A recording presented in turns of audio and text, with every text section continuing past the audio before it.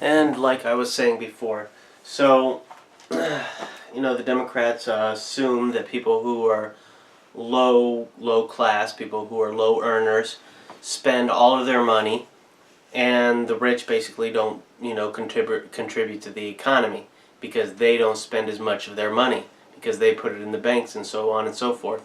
Well, to sit here and assume that the poor don't put any money in the bank, don't save any money, they don't buy any stocks is just completely stupid because I wasn't making a ton of money, but I was putting some money in some stocks. I was investing in some of my retirement.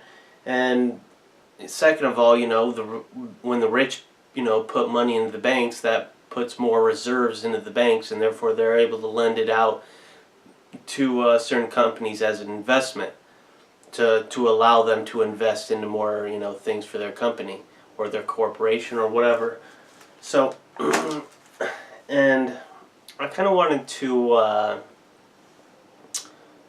get kind of personal with this because I actually own my own business. I owned a restaurant, and in my restaurant, I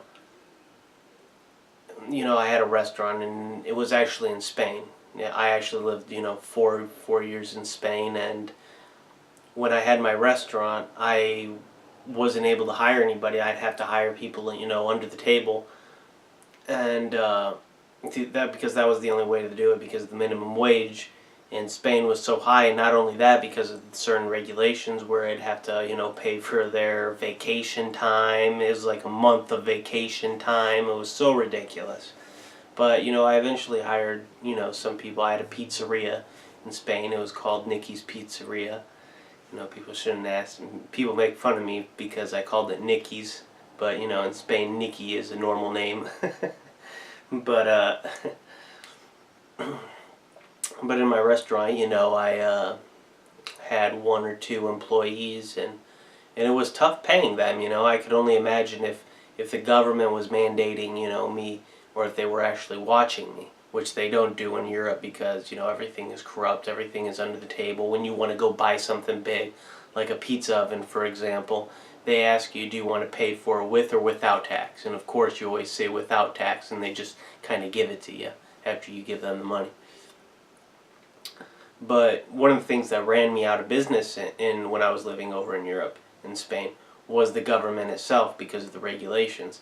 It actually ended up running me out of business by telling me that I had it was a wheelchair ramp, and it wasn't long enough.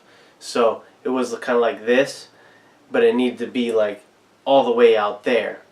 So basically I would have to tear down my doors, I'd have to build a brand new entrance and all this other crap, and basically I got scammed by the government, and I kind of got screwed over. It wasn't just that, but it was a lot of stuff from the government. I mean, like 40% tax, and it was just so many things. So when you're thinking about the minimum wage, you got to realize that it does, take a big chunk out of your earnings. And to sit there and raise it, a lot of companies, a lot of the time, like for instance my pizzeria, I couldn't, raise my price because I was in competition. So if I had to pay, if, the government was actually on me about my employees, then they would have, I would have had to I eventually shut down because of the government. But, I would have had to shut down even quicker. So,